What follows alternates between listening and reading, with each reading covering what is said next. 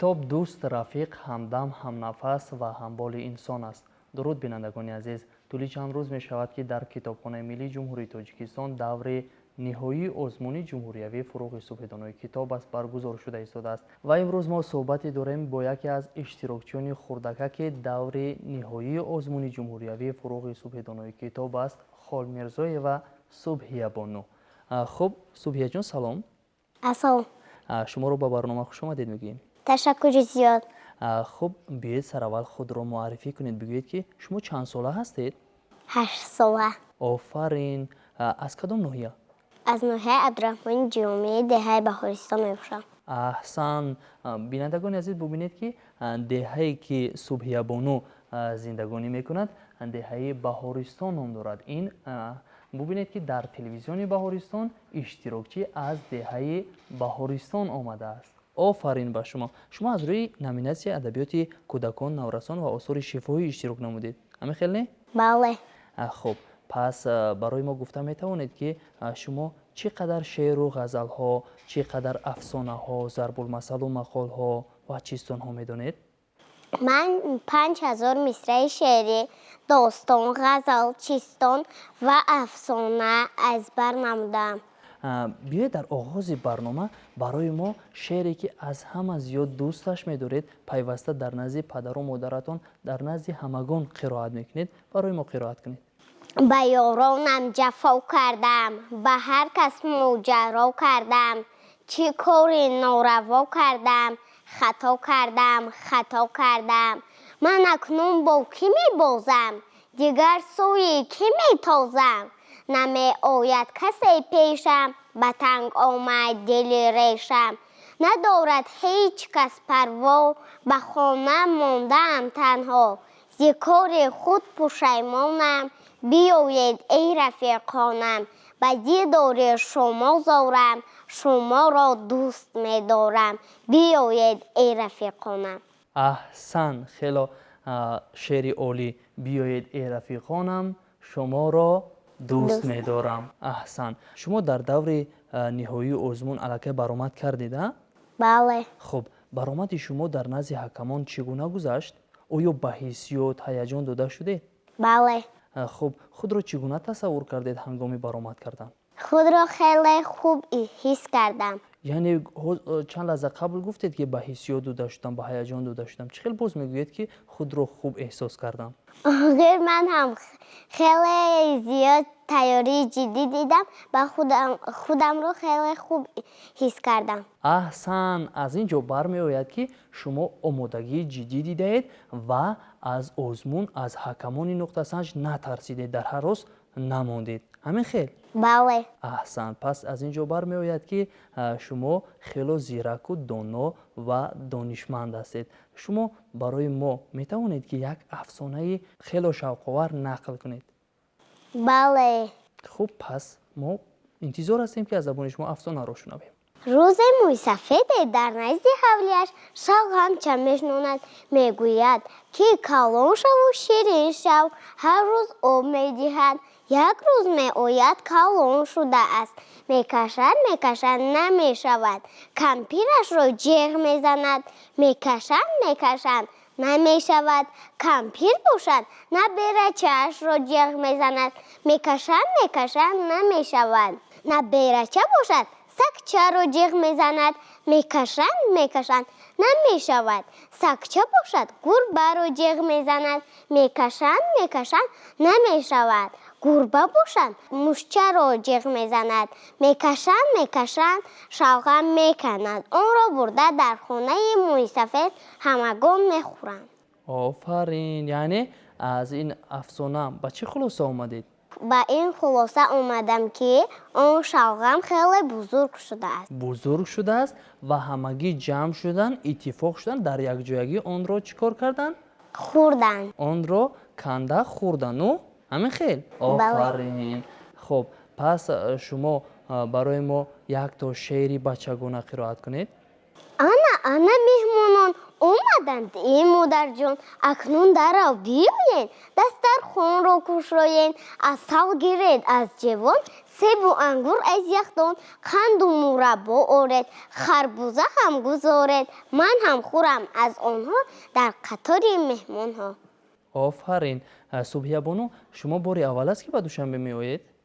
Не, ман бисёр меоям инҷо, ҳам хонаи тағоиҳо, ҳам хонаи холаам. Хуб Субҳиябону, шумо дар васфи ватан шеър медонед?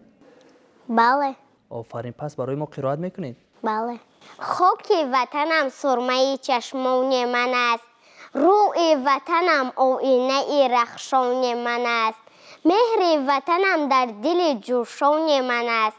Манро ватанам тарбия бисёр намуд, фарзанди ба худ неку вафодор намуд, дарвозаи иқбол ба рӯям бикушод, пас хизмати ӯ китоби виҷдони ман аст.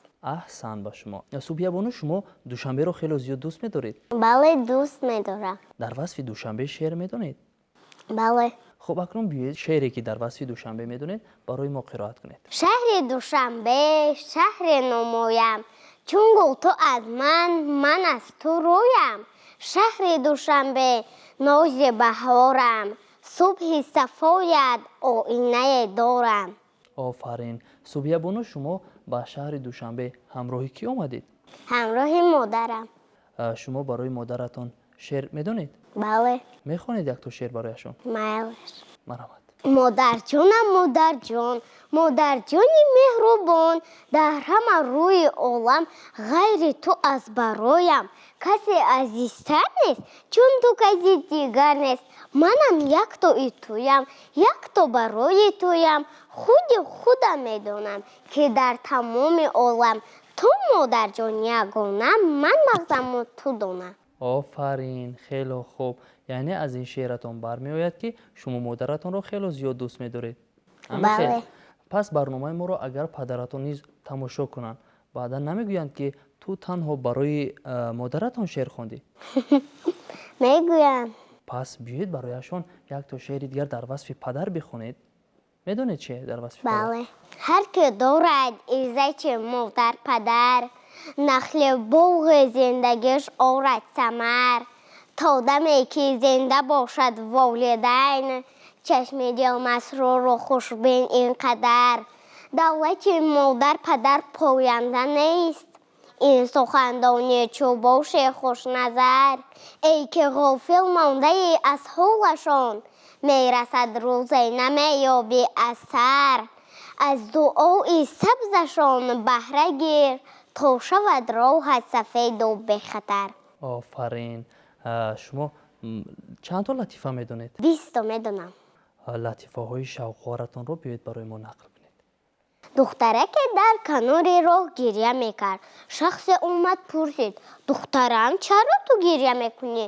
модарам таҳкид карданд ки то мошин аз роҳ нагузарад, бояд ман аз роҳ нагузарам. ман чанд лаҳза истодам, аммо ягон мошин намегузарад. яъне инам интизор шудааст, мошин нагузашт ва инам аз роҳ нагузашт. мехел? бале. хуб, боз як латифаи шавқовартар бигӯед. биби аз ҷой хест, ба набераш сай ҷон гуфт: ҷони биби, дастамро дор, сарам тоб мехӯрад. сайҷон як ба сари бибиаш нигар ҷусту гуфт: бибиҷон, дурӯғ нагӯед, саратон дар ҷояш. субҳиябону, ташаккур. дар охири барнома биёед якто шеъри дигар бигӯед. шеър аз рустами ваҳоб, матоъи меҳр. бенақши ватан пираҳан аз хештанам нест, бар сар наниҳам он чӣ кӯлоҳи ватанам нест. ман вориси ҷамшидаму фарзанди таҳамтан, орияти бегона сазовори танам нест. ин атласи абрешини мо атласи дунёст, нури насари модари дилсӯз ҳувайдост. дар нусхаи хуршед нигоринаи гулбанд, хатлону ҳисор аст ба ҳам силсила пайванд. از مهر وطن هست متاع دل و جانم. من سر به تگ پرچم بیگانه نمانم. من سر به تگ پرچم بیگانه نمانم. با مظهر آزادی 30 ساله ملت، چون کوه سرافرازم و مشهور جهان است. من جامه عاریت بیگانه نگیرم، آسودگی خویش به زولانه نگیرم. من بی نسب و سنت و تاریخ نباشم، هر کس که چون من باش بگوید نپذیرم. گر با همگان یاور و نزدیک بمانم، در روی جهان عاری و تاجیک بمانم. اینک چو مرا مادر من می شناسد، هرگز پدر از سنت و رنگ است نهراسم. از مهر وطن هست متاع دل و جانم. من سر به تگ پرچم بیگانه نمانم. من سر به تگ پرچم بیگانه نمانم. با مظهر آزادی 30 ساله ملت، چون کوه سرافرازم و مشهور جهان است. این طاقی تاجیکی من تاج کیان نیست، پیراهن تاجیکی من صنعت ما نیست.